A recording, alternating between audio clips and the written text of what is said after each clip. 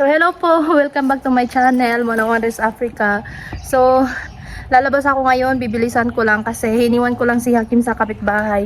Ang hirap kasing kargahin siya pag may bibilhin. So bibili lang ako ng itlog, tapos maize para sa ugali. Yung corn para gagawing corn flour, ipapagiling ko na din siya. And then gatas na din para sa tsaa. So maghahanap muna ako ng ngayon ng motorcycle ng boda-boda kasi doon ako bibili sa sa pinsan ng asawa ko para isahan na lang, para hindi ko na kailangan maglakad-lakad sa malayo. So see you guys, parating na yung boda-boda. May pasahero pala yung inaantay kong boda-boda. Tinawagan ko si Eda, yung kapitbahay namin. Sabi niya si Hakim daw nalibot na daw yung bahay namin, hinahanap ako. So kailangan ko talagang umalis ng mabilisan, kaso walang available na boda-boda. Maglalakad muna ako konti, baka may makita ako. Nakanap na ako ng motor, so punta na kami ngayon.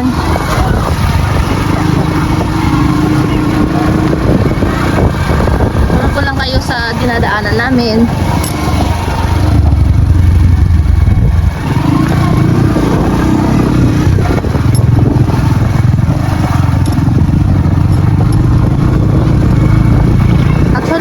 Lang siya, kaya namang lakarin.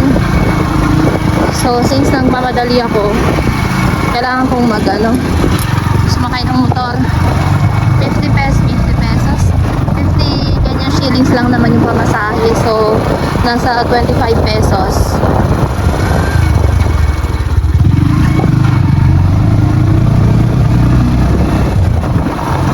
Ayan, yung bahay namin malapit lang sa highway.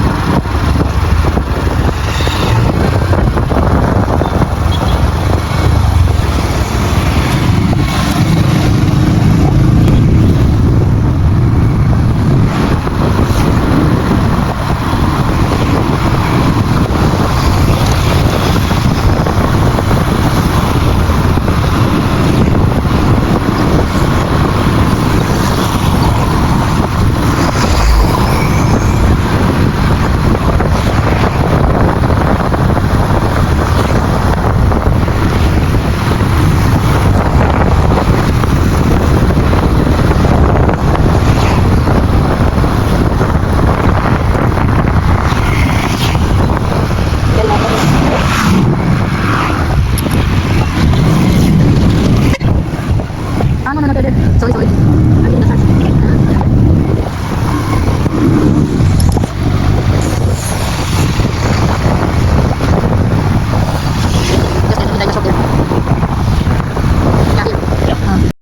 So guys, nandito na ako sa sa tindahan ng pinsan ng asawa ko. So ako mamimili ng itlog.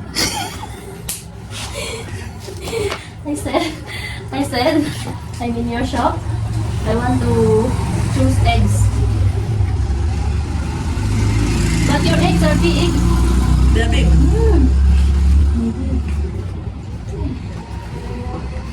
I don't have eggs. I don't have anything. I didn't go for it. Hey, I also don't have womb. Yeah, I don't have ugali. And I'm feeling very weak.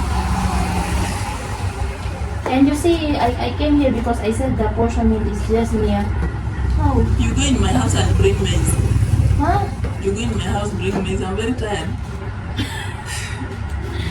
Stop laughing. You have maize in your house? The other one is big at the end there. Yeah. No? Which one? Which one? The second one. Which one? No? Yeah. Yeah. But I choose big. Yeah, they're all big now. You see guys, this is the privilege. You can choose. Now I have my bag here. You see? Go in the house and bring maize. Huh? Go in my house. Hey. It's not little borobo. And it is very clear in the kitchen. So boro-boro. Okay. Where is Dagi? Now I'm going to her house to bring corn. Because I told her that I don't have corn na for ugali. So now I'm going there.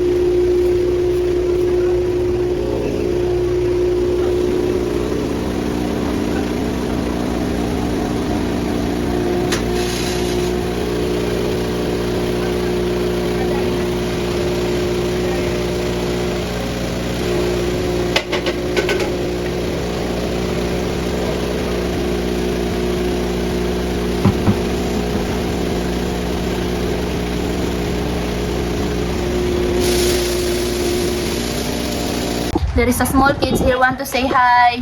Okay. Hi. Hi. Hi. Say hi guys. They're very happy. It's okay. I'm going now. So hello po. Nasa labas kami ngayon. Kasama ko na si Hakim. It's now 6 na po dito. Pero maliwanag pa din. So maghahanap po kami ng pritong tilapia para magluluto kami ng kinamatisang tilapia. Kinamatisang pritong tilapia. Tapos magluluto po ako ng ugali. Yung corn flour po. For dinner. Sas. Nanghihina po ako pag pag hindi ako kumakain ng ugali. Parang nasanay na yung katawan ko na kumain ng pagkain nila dito kesa sa kanin lang. Na, umiiyak siya. Nasa labas na nga kami eh. Ah! Sobrang likot na niya. Grabe. Na. Hindi ko na maintindihan kung ano yung gusto niya ngayon. Na napapagod at nahihirapan na ako. Napakamuding bata. Okay. Sit straight. You'll fall. Ayaw niya sa camera. Camera shy ang baby Hakim. So, ayan po. Uy, uy. Muntik na ako matapilok. Ayan, naglalakad lang po kami. Nabo.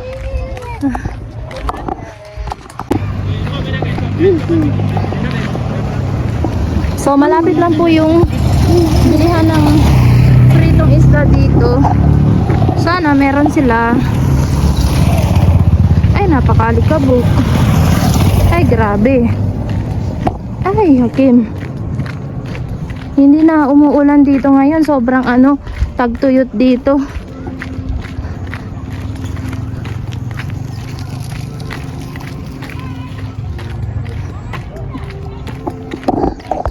Ay guys, gusto ko lang po palang mag-thank you. 3,000 subscribers na ako ngayon. So, thank you so much guys for subscribing on my channel. Thank you for your support. I'm now have 3,000 subscribers. I'm so happy. Thank you all. Thank you. So guys, suddenly wala po silang tilapia dito. yung nail patch lang. So, hindi ko siya ganun kagusto. I mean, hindi ko siya bet. So, hanap tayo sa ibang tindahan. Malapit sa highway. Walking distance lang din po yun dito. So, thank you po sa mga natutuwa sa akin. Yung vlog ko po guys, more on day of my life lang po talaga. So, pero kung may mga gusto man po kayong gusto man po kayong i-vlog ko, mag-comment lang po kayo. Nalay nyo po kaya naman. So, sa mga nagtatanong po kung nasan yung asawa ko, kung ba't wala po siya, ayun, habang naglalakad, magkukwento na lang ako ng pa konti-konti. So, wala po yung asawa ko. Seaman po siya. So, kaya hindi nyo po siya nakikita sa mga vlog ko kasi nakasampa na po siya.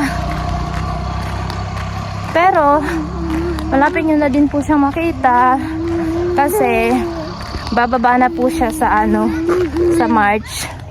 So, hindi ako excited na din.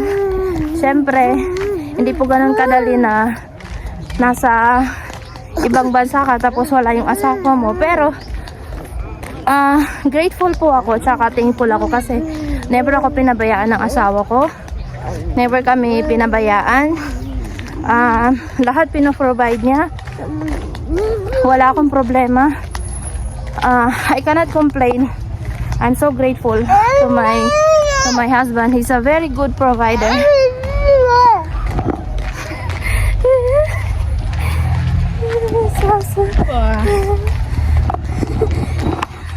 Si Hakim, ayaw niya ako magsalita. You don't want mommy to share story? It's okay, it's okay. Okay guys, yun lang muna. Next time ulit, hanap muna kami ng ng isda. Okay, say bye. So, yun lang muna guys sa ngayon. Magkukwento ulit ako sa next video ko. Kasi, alam ko nagka-curious kayo kung saan ko nakilala asawa ko or kung paano kami nagkakilala. So, darating tayo dyan. Actually, gusto ko talagang gumawa ng video about doon. Pero, gusto ko kasi kasama ko yung asawa ko para para masaya, alam mo yun, yung real talaga, real story para makwento din niya. So, see you on my next vlog guys. Bili muna kami ng isda. So guys, ito na yung nabili kong tilapia. Ayan siya. Focus natin. Naprito na po siya. So, ito binebenta po nila dito 150. So, parang nasa 75 pesos po siya. Medyo pricey yung isda dito sa Busia kaysa sa village, sa lugar ng biyanan ko. Doon, kasi doon talaga yung parang palaisdaan. So, ito yung ulam namin ngayon. Ang ginagawa ko lang po dito, hinuhugasan ko siya ng mainit na tubig.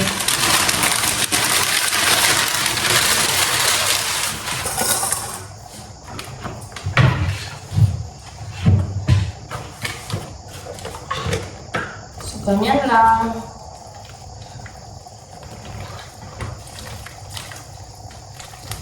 Para ma-sure na malinis siya.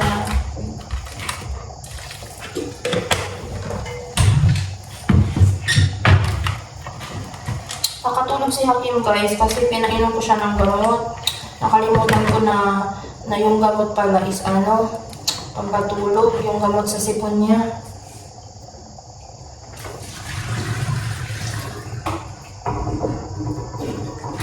So, hindi siya nakapag-dinner, pero baka mamaya, gigising na yun.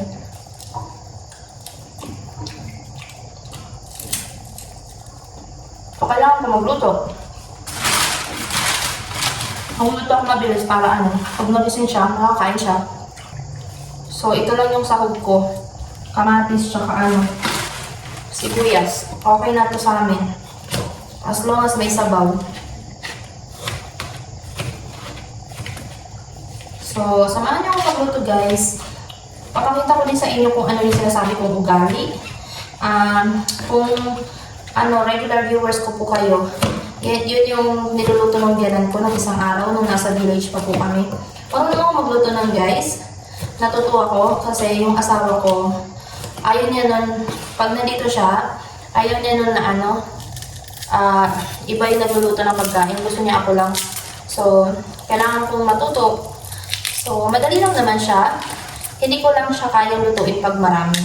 Pero pag mga ilang 3 tao lang gano'n, o 2 tao, kaya ko siya. So, ayan.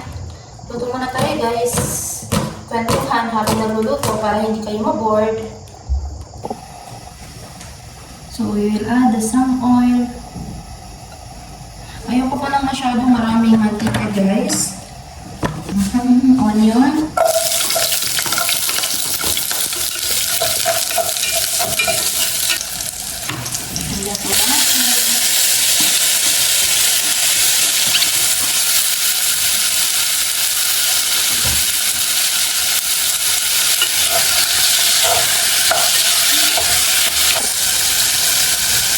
Add our tilapia. Already cut into two. And then butter.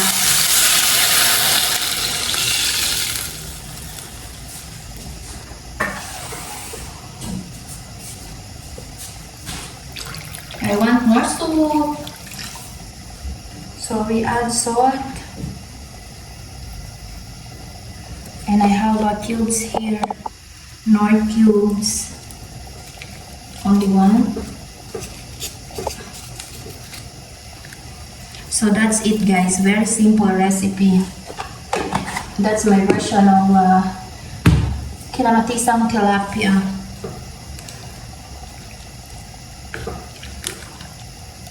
So let this just boil, wait for it to boil. Let's cover it. Magluluto po ako ng ugali. Ganyan po siya, konting tubig lang. Ito, marami na to para sa akin. So, konting tubig lang po.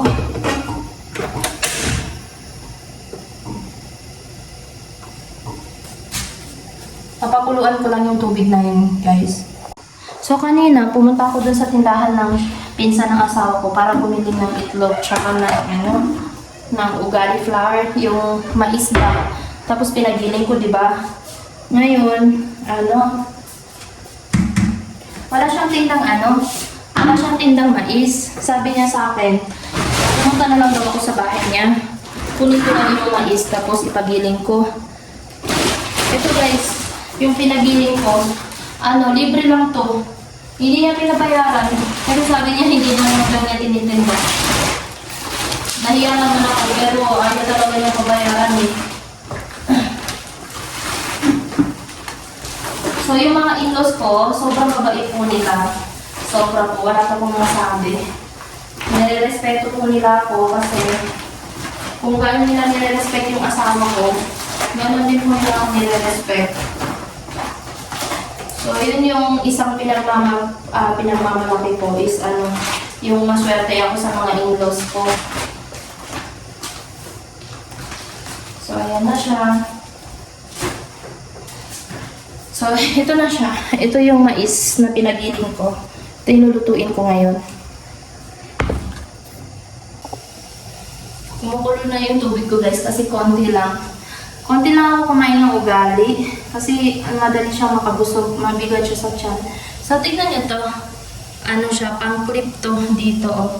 Kaya yung sinasabi ko sa inyo na ganito yung mga sukurya dito kasi ganyan para madali siyang maluto. And then, ito yung spatula na ginagamit pang ugali. So, ayan, kumukulo na siya. Lagyan ko muna siya ng konti. To check lang kung mainit na ba talaga siya. Yung isda ko guys, ayan, kumukulo na siya.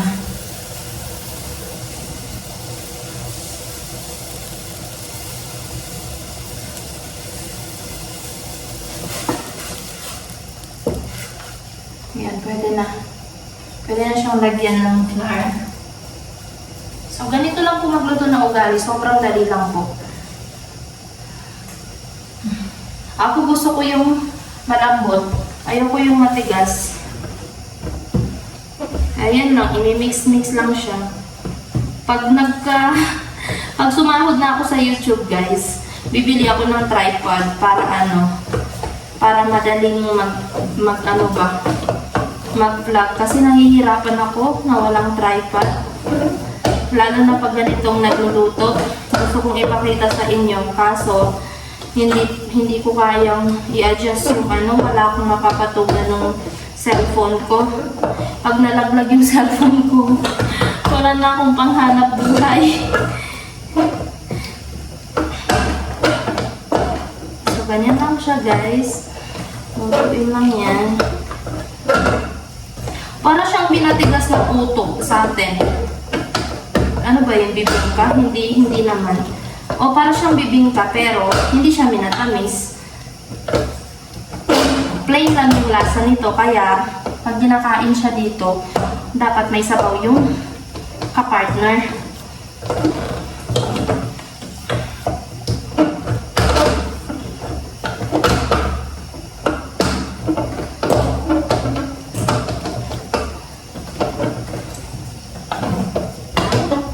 Ifo-focus ko yung camera para makita nyo, guys. So, ayan siya, oh. Diba? Nahulog. Ayan siya, guys. O, diba sabi sa inyo, mahirap. Oops! Sorry. Mahirap pag walang tripod. Ayan. Kailangan mag-adjust. Makakabili din ako soon.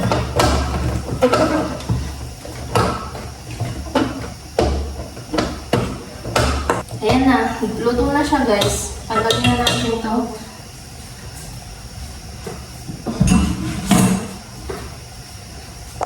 Ayan, focus ko lang. Ayan na siya, guys. O, medyo pinapatutong ko lang para masarap.